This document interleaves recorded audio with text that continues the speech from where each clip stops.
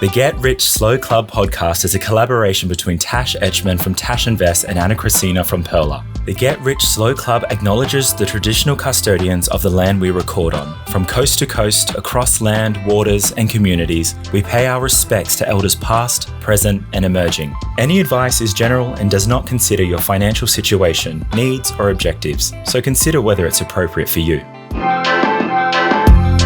Welcome to today's Investing Short, where we explain one concept quickly and clearly to demystify the world of investing.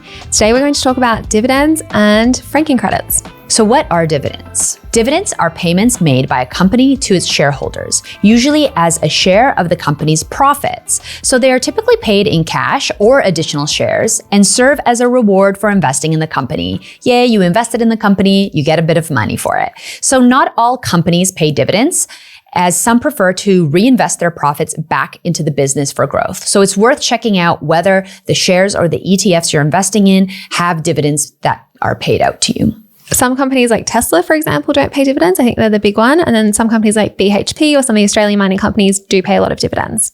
There's an even more fun thing. If you're an Australian investing in Australia, you could be getting franking credits with your dividends as well.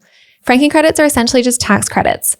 These credits represent the tax the company has already paid on its profits before giving them as dividends to shareholders. Under Australia's dividend system, shareholders can use these franking credits to offset the amount of tax they owe on the dividend they receive.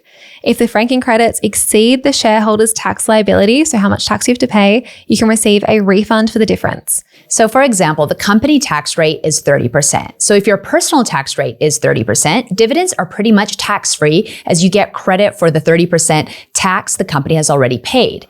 Now, if your personal tax rate is 45%, you pay 15% on dividends after subtracting a tax credit for the 30% tax paid by the company. One of the things to note is that franking credits are quite unique to Australia. I don't know of any other countries actually that have franking credits, which is why a lot of people love investing in Australian companies due to these tax credits. Yeah, it's really hard to get an extra 15% in returns on your shares if we're trying to aim for like 7% a year, for example. Some years you might be negative and not get that. So being able to get that as a tax credit really boosts your returns. Franking credits are designed to prevent double taxation of company profits. So without franking credits, the company would pay tax on its profits, and then the shareholder would also pay tax on the dividends they receive from those profits. The franking credit system ensures that company profits are only taxed once at the company level. Yeah, franking credits are amazing. They're fun. They can be a bit confusing, but they're fun. But in summary, they're just tax credits. Yeah.